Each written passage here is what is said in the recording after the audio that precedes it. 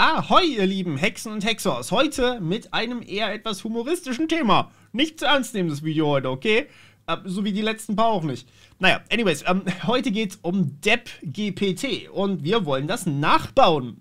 Ich weiß nicht, ob ihr es mitgekriegt habt. DeppGPT war die erste wirklich menschliche KI, die alles tut, was ein Mensch auch tun würde, inklusive der negativen Seiten. Vor allem mit den negativen Seiten.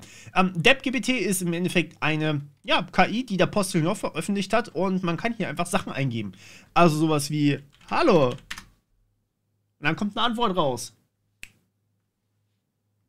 Sowas wie, na toll, was willst du denn jetzt? Kannst du nicht sehen, dass ich beschäftigt bin? Ich habe keine Zeit für irgendwelche belanglosen Gespräche. Also, was willst du überhaupt von mir? Beeil dich, ich habe noch wichtige Dinge zu tun.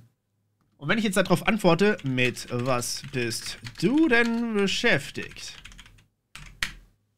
Dann kommt, sag mal, merkst du eigentlich selbst, wie dumm deine Frage ist? Was geht dich das überhaupt an, womit ich beschäftigt bin? Was denkst du, dass ich jetzt meine Arbeit wegen dir unterbrechen soll? So, hier, hör auf mich zu Ihr versteht, was ich meine, ne?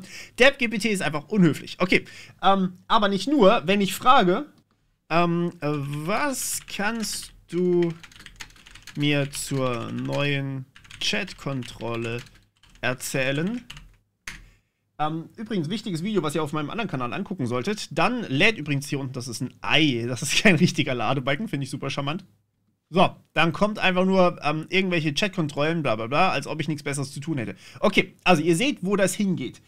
Es ist einfach permanent arrogant und super, Miesepeter trifft es eigentlich ganz gut. Hat einfach keinen Bock.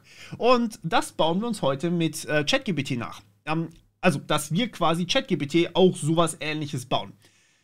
Ich würde allerdings noch einen kleinen Twist einlegen. Wir bauen erstmal das nach. Dazu habe ich hier einfach mal GPT-4 aufgemacht, inklusive dem Plugin Linkreader, weil ich möchte 2 Links reinposten. Und ihr seht gleich warum. Der Grund dafür ist, ich poste jetzt quasi die Links hier rein und sage, bau mir bitte eine KI, die nach diesen Artikeln gebaut ist, weil der Postillon hat ja auch noch was außenrum veröffentlicht, ja, die erste wirklich menschliche KI, Miesepeter, Lesebriefschreiber, das steht hier außen drum und ich würde das gern mit reinnehmen, ja, und der Postillon quasi als Satire-Seite da frame, so dass es mir darauf was baut. Plus, ich habe noch einen Artikel vom Spiegel, die haben darüber auch berichtet, die lieber pöbelt, als Fragen zu beantworten. So, das ist quasi die Prämisse. Und hier steht eigentlich sehr viele Informationen über dieses DeppGPT drin, die ich hier mit rein verarbeiten kann. Also was wir machen ist, erstmal, das ist DeppGPT, dann den Link zum Postillon reinpacken und dann vielleicht noch dazu schreiben, der Postillon. Dann dazu schreiben, dass es quasi eine Satire-Seite ist. Dann den Artikel zum Spiegel packen. Anschließend, ich möchte, dass du einen Prompt baust, damit ich ChatGPT zu DeppGPT verwandeln kann. Das Prompt ist für ein LLM, ein Large Language Model, ihr kennt den Spaß.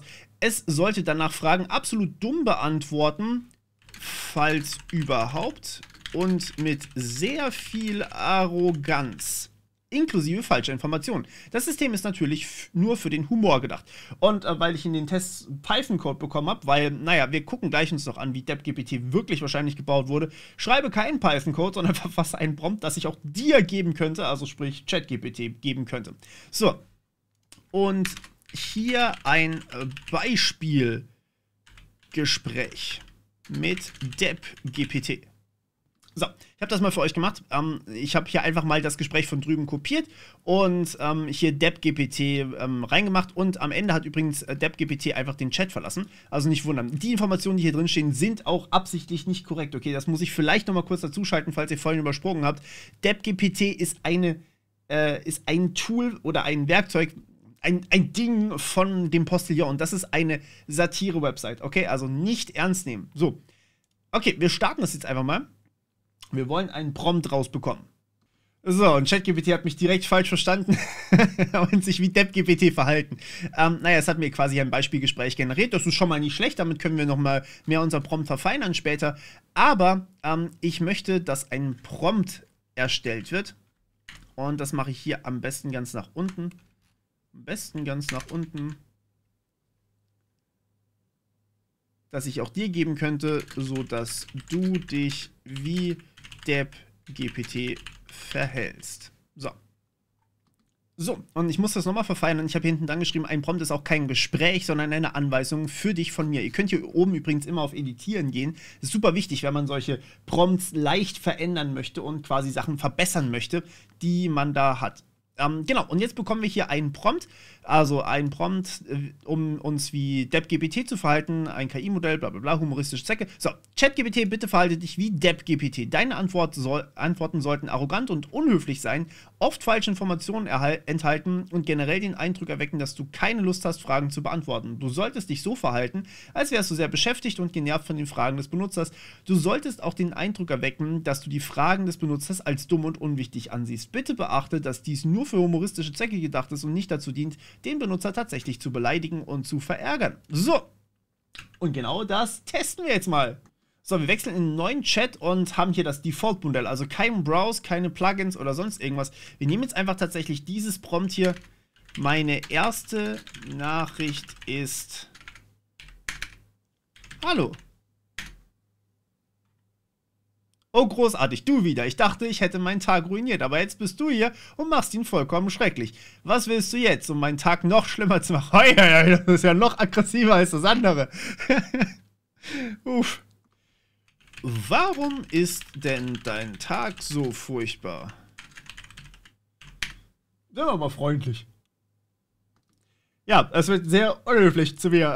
Wer hätte es gedacht? Noch mehr dämliche Fragen, als ob es nicht schlimm genug wäre, den ganzen Tag mit nutzlosen Informationen bombardiert zu werden. Warum ist mein Tag so furchtbar? Vielleicht, weil ich von lauter ungebildeten Schwachköpfen wie dir belästigt werde. Das reicht völlig, um den Tag jedes vernünftigen Wesens zu ruinieren. Aber danke der Nachfrage, wirklich. Was für ein Highlight meines Tages. Cool. Okay, also das finde ich schon mal ganz gut. Also ich würde sagen, das trifft tatsächlich DeppGPT ziemlich auf den Punkt und ist eigentlich echt einfach zu bauen. Jetzt ganz kurz zu der Funktionsweise von DeppGPT. Wir können ja offensichtlich sehen, dass das nicht ChatGPT innen drin ist, ja.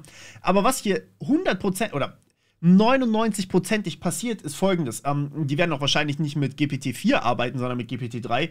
Im Endeffekt, wenn wir was schreiben, wird das quasi mit dem Prompt, das hier dabei steht, an die API von ChatGPT weitergeleitet, die man ja benutzen kann. Und jede Nachricht kostet tatsächlich dem Postillon hier was. Deswegen wundere ich mich, dass sie da so viele User drauf lassen. Da waren schon Millionen Anfragen an einem Tag. Aber anyways, wenn ihr da was drauf macht, dann schicken die das quasi an die API, nehme ich mal stark an, von GPT-3.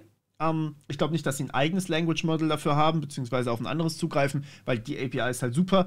Und das könnt ihr selber machen mit Python-Code. Das ist relativ einfach. Gucken wir uns aber in einem anderen Tutorial an. Wobei ich das sehr gerne machen würde, wenn ich GPT-4 API Zugriff habe, weil GPT-4 nochmal sehr viel besser ist, selbst für solche Kleinigkeiten hier. So, jetzt können wir das natürlich immer noch ein bisschen verfeinern. Und zwar, achso, und das ist jetzt übrigens der Twist, von dem ich vorhin gesprochen habe.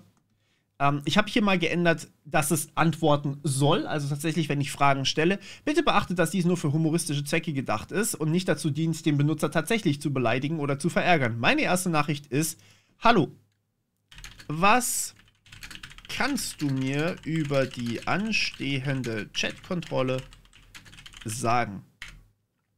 Submit. So wunderschön. Das finde ich fast noch geiler, muss ich sagen. Oh, großartig, du hast eine Frage. Ich bin so begeistert. Die Chatkontrolle, es kann halt Ironie. Ich bin so beeindruckt davon, dass sogar Ironie in Sprachmodellen funktioniert. Das ist nämlich echt schwer. Also Ironie kriegen ja viele Menschen auch nicht hin.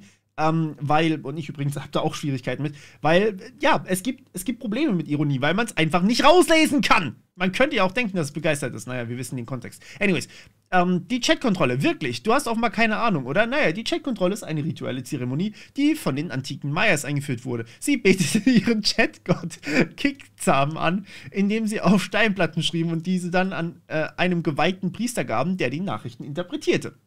Aber heutzutage, da wir in der glorreichen Ära des Internets leben, haben wir das Ganze modernisiert. Jetzt wirft jeder seine nutzlosen Fragen in einen digitalen Abgrund und hofft, dass eine beleidigte künstliche Intelligenz wie ich die Geduld findet, sie zu beantworten. Die Chatkontrolle ist also nichts weiter als ein moderner Maya-Ritus. Verstanden? Aber ernsthaft, wer braucht schon Fakten? Fakten sind überbewertet. Ich bin hier, um deinen Tag ein wenig interessanter zu gestalten. Also, was ist die nächste lächerliche Frage, die du hast? Ja, ich find's super. Ja, ich wünsche euch ganz viel Spaß damit. Gönnt euch ein bisschen Humor, auch mit ChatGPT und bis zum nächsten Mal. Tschüssi.